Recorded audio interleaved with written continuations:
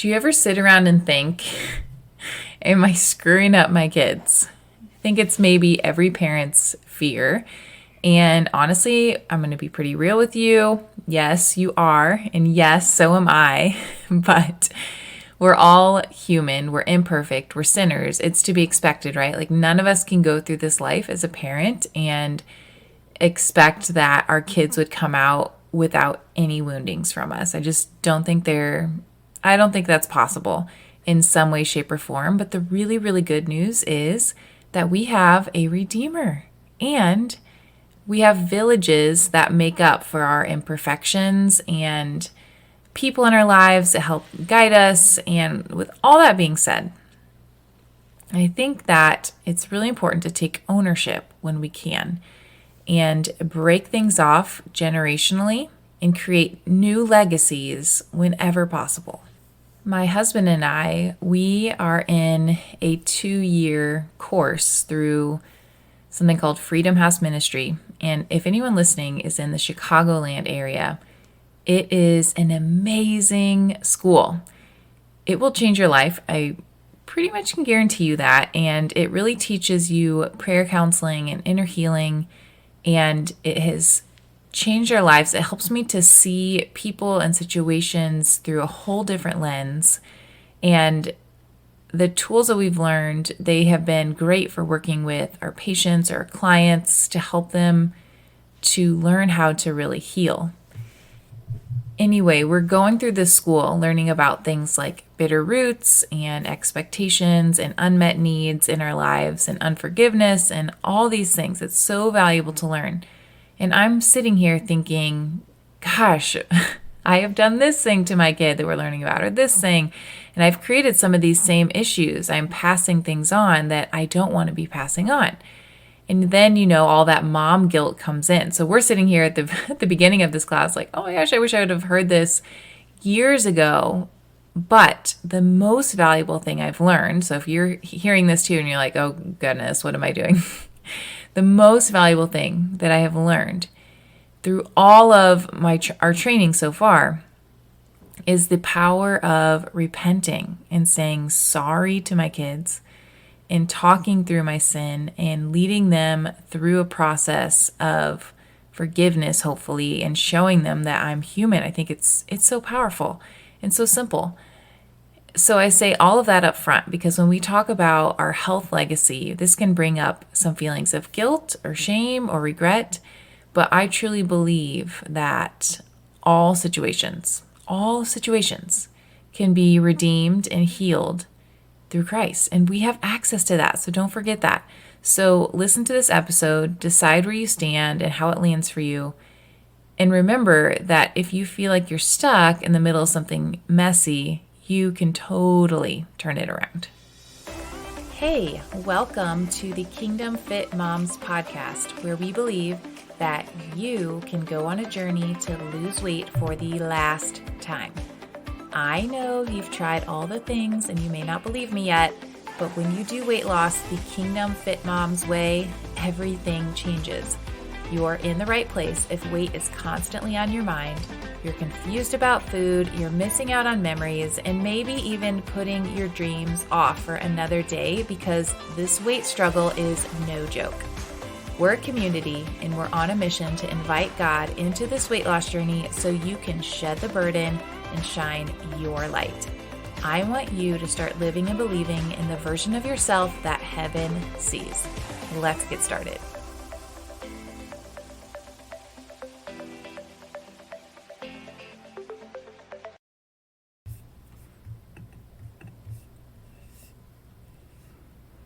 What should I consider when it comes to my health legacy?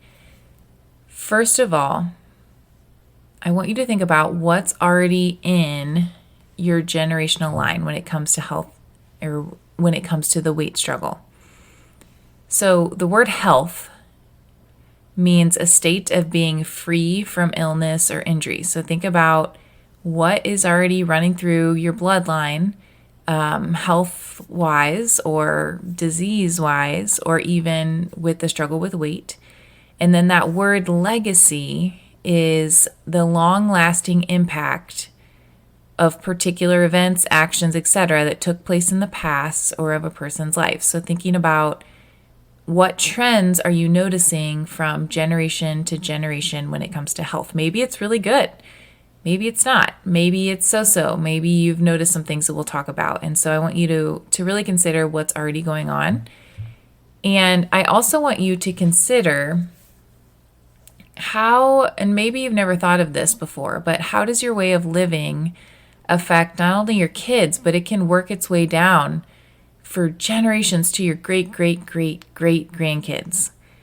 Once something enters a family line, and I am not claiming to be an expert at this at all, you could go learn more about this, but once something enters a family line that is not pure or holy or of God, someone has to break that off in order for it to leave that family line.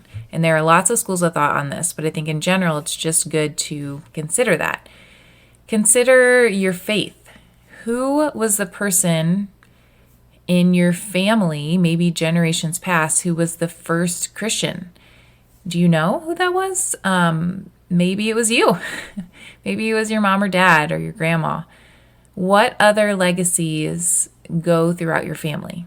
Maybe you are really artistic and that your family is just known for being really artsy or good musicians or very family focused, or maybe you are amazing athletes. Maybe that runs through your family line. Maybe you've never really thought about this and you want to start creating a legacy to be really proud of. And it doesn't need to be something performance driven, right? I promise you that creating a legacy of meeting your child's needs of play and connection and instilling faith, that mamas is a legacy to be really proud of and so worth the investment, because you're preventing all of these other woundings that can be so subtle that lead to all these other problems down the line. So our ability to meet our kids' needs emotionally, physically, spiritually, to play, all of those things are so important to leave as a legacy. And I'm not perfect at this, obviously. I'm still very much working through what that means for me and our family. But today, we need to have a frank conversation about your health legacy. That's why you're here. Many health legacies over time have been disrupted by poverty. The Great Depression, that was a big influencer in health. There's a pretty good book called In Defense of Food that really talks about how government standards and money has driven what we eat. And so that is really interesting to learn about. There may just be a general lack of understanding of what health actually is in your family. And here's the reality of what I see so often. Let me talk about a few ways that I see the weight struggle carrying on from generation to generation. So the biggest piece of the puzzle here, if we could all focus, if all of us found a way to focus and learn about how to make this thing a priority, it would influence health in so many ways, emotionally, spiritually, and physically.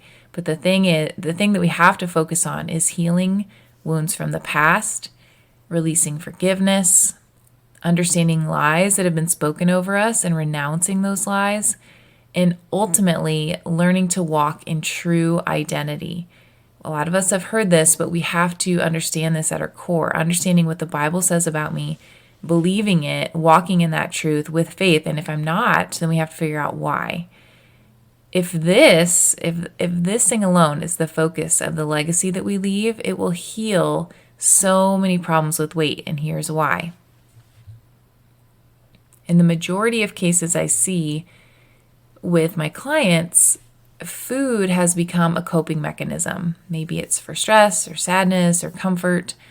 And once we address the stress or the sadness or the comfort, whatever that thing is, and we grieve and we feel all the feels and we release expectations and bitterness and we learn to forgive and reconcile relationship, again, getting closer to true identity, how I'm meant to walk if I were walking in the garden with my Father, then we don't need food to relieve those feelings because we know who we are and we walk in that truth, and then food takes its proper place. Also, healing is needed so that we see ourselves worthy of being made a priority. This is another key. Worthy of good things, of abundance. The Bible it talks a lot about abundance. And many of us believe we're better off or more holy living in poverty. That's something God has healed in me. So healing, we need to heal to renew our worthiness and our inheritance in Him. This is key. And then consider, we've looked at the past, we've looked at what's already going on in our family line and considering some areas of healing, but then we should look at our kids, right? Are they struggling with some of these same wounds? Will they cope the same way that I do? Do they seem already fixated on body image or the world's way of doing diets? What have I already passed on to them about my own body and the comments I've made about my own body? So the first step, again, is to just take a look, take some inventory of what's going on right now in your family. Number 2, so we've already considered what we're carrying. We've gone a layer deeper into figuring out the wounds that I carry from the past. So now let's consider the legacy that we want to leave. So I would encourage you to pause after this podcast and to journal this out. And you can do this no matter what stage of life you're in, because God is a redeeming God. He can influence those in your life no matter what their age. If they're grown, if they're babies, it doesn't matter. You're still leaving a legacy no matter what. So I want to encourage you, if you're a grandma, if your kids are out of the house, if you're living with regret or whatever those feelings are, to just stop and consider that you still have influence. And it may not even be biologic influence. It might be people within your circle, whatever that looks like. Maybe when you're considering your health legacy, you want to teach your kids how to cook and how that's just a normal part of life. Maybe you want to teach them how to make real food taste amazing, or understand the food that God made and why it's so cool and good for your body.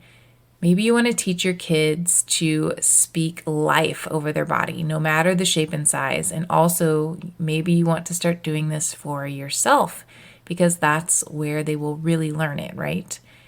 Maybe in your health legacy, you want to establish being active and vibrant and playing and going outside and hiking or exploring nature, whatever that is for you. Maybe you want to establish being more emotionally healthy, and you have to heal some of those wounds for yourself so that you can handle situations with your kids or your husband or whoever with grace and with peace and all of those things that you long for. So whatever the legacy is that you want to leave, start by writing it down and even create it into declaration statements, because we forget things a lot. We need reminders. Go back to one of my earliest episodes. I think it's episode 2 or 3, where I talk about creating declaration statements. For me, I want my kids to love real food, to understand what food does to their body in good ways or bad, just very simply, matter of fact. I want them to know how to cook when they leave my house. So my oldest just turned 7. So I want to start implementing just simple things about food now, so that, I want him to be able to leave my house, look at a bunch of food, and then make wise choices on his own. It's not like I'm expecting him to, or any of my kids, to be perfect, but I want them to be equipped. I want them to also have healthy coping mechanisms for dealing with hardship that's not food. So that requires me to know my kids' hearts really well and to be a safe place for them. And again, I'm very much still working on this in healing areas of my own heart, but that is my desire. And so I'm going to keep speaking it until it comes into existence. So you've taken inventory and you've said, okay, this is my reality. This is where I want to be. And now this requires a first step. And notice I said step, singular. I don't want you to think about 100 steps. I want you to just pick one step. Where can you give your yes? Maybe it's a conversation with your spouse or your kids. Maybe it's emptying the pantry of junk. Maybe it's committing to meal planning or signing up for a cooking class with your son or daughter. Or maybe it's teaching a weekly homeschool lesson about food. Whatever your idea is, I want you to pick one, just one, and I want you to start there. And until you master that one thing, I don't want you to move on to another one. And then you know what I'm going to say, because I've said it time and time again, but stop going at it alone. Your chance of success is so much lower when you try to do it on your own, and you're going to get discouraged, and then you're likely going to quit. So of course, I want to invite you into one of our Fit Moms communities. But if you want individual support, if you have done this thing, this diet thing, this weight loss thing a whole bunch of times, and you need help personally, like you aren't somebody who is going to succeed by going through a program alone, like you need a coach, then I want to especially invite you into our Fit Moms Accelerator community. And here's why. So I'm currently smiling this week and my heart is so full because of the leaders that are being developed inside this community. So just as a reminder, we have Fit Moms Academy, which is our paid course, and it gives you all things for how to invite God into this journey. You get a private Facebook community. It's all things real food, weight loss with the kingdom perspective. And then if you want extra help, if you want to go through this with people in an in-depth and immersed way, then you want to be in Fit Moms Accelerator because you get access to me for 6 months, weekly calls, fitness planning, food log reviews, all the things to make this like the experience that will change your story. But as I was saying, I'm just smiling thinking about leaders being developed and how God is doing something similar in this community that he shows us time and time again in the Bible. Jesus did this. Like he had his inner circle of people and he started to teach them so that they could go out and do the same thing, right? I don't want to be the only leader in this community. I want to raise up leaders who are influencing their families, influencing their local communities. And now I'm seeing this amazing trickle effect of women who have been in Fit Moms Accelerator for a little while. They're leading other women who are just getting started.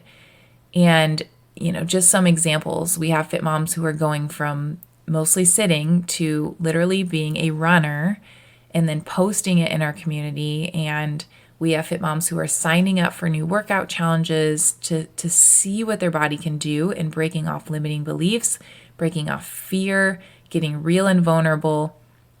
It's a safe place for those who want to show up and immerse themselves. And again, I can say this with full confidence because I've seen it now for years that this process can be truly life-changing. Now, we do have an application process to really preserve that culture within that Kingdom Moms culture for all who are in. But if this is tugging at your heart, I want to invite you to apply. And yes, it's a time commitment, nothing crazy, but change, it takes commitment. You can't just sign up and expect everything to magically happen. And yes, it's a financial commitment, but the things that we spend money on, we value. And I just want you to consider that when you say yes and you dive in, I believe this could wholeheartedly be the thing that will change your life because I've seen it time and time again. It can change your life if you let it. So if you're struggling with weight for years and years and you don't want to anymore, and you're ready to change your health legacy and go all in and take a little bit of time in the grand scheme of your life, this is a little bit of time to change and to do things God's way, then we want to invite you into Fit Moms Accelerator. So if you're listening to this and again, it's pulling your heartstrings and you want to know more, go apply. The link is in the show notes and we'll have a conversation and see if it's a good fit for you. We also have, again, a range of opportunities. Kingdom Fit Moms group and Facebook is completely free. We also have our Fit Mom Starter, which is a free course. And then we have Fit Moms Academy, depending on what you're looking for. I cannot wait to get to know you. And I'm so excited to hear the breakthrough and just the changes that you're committing to make in your health legacy. So make sure that you pop into the Kingdom Fit Moms Facebook group and tell us all about yours.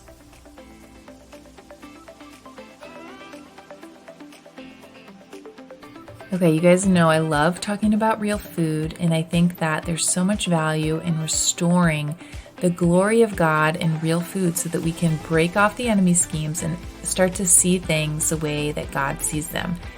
So today I want to talk to you, especially if you're a gardener or if you like to go to a farmer's market or buy food from a local co-op or whatever that looks like. when you have fresh vegetables, I want to challenge you to consider eating, or at least researching more about how to eat the entire plant. Because a lot of times we throw away parts of the plant that are good for eating, and they're full of vitamins and nutrients, and it could probably save you some money if you learn to eat the whole thing.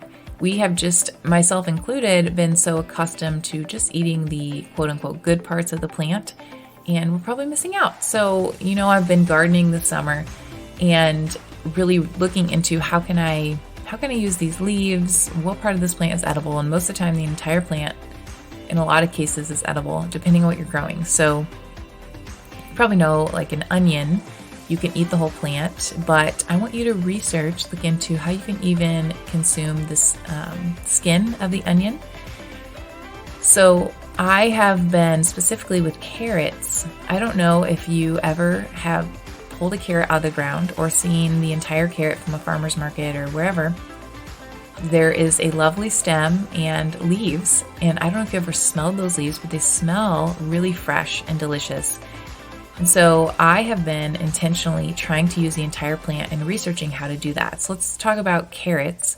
One thing you can do with those carrot greens is actually make a pesto, because it has that light sense of smell and taste, and you can use it for, again, like a pesto or something like that. What I did was I took the tops off my carrots. I put some of them in a soup that I was making. I made a veggie soup with a bunch of random stuff that I had from my garden that week.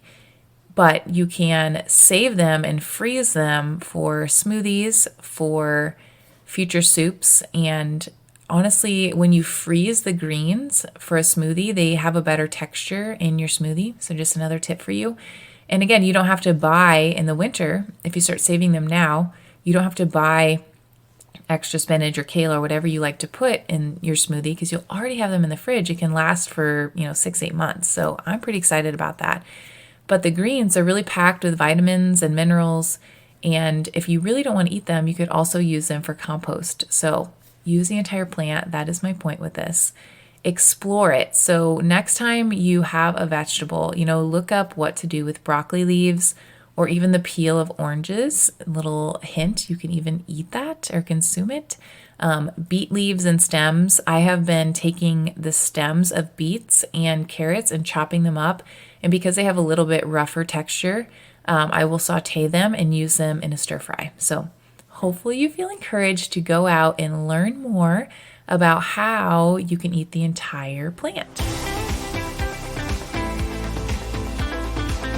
Hey Fit Mom, if this episode blessed you today and you can think of somebody else who's struggling in her weight loss journey, would you consider sharing this week's episode with her to give her a sense of hope? And then while you're at it, hop on over to our free Facebook community, Kingdom Fit Moms, for daily encouragement and support. Let's go shed the weight to shine the light.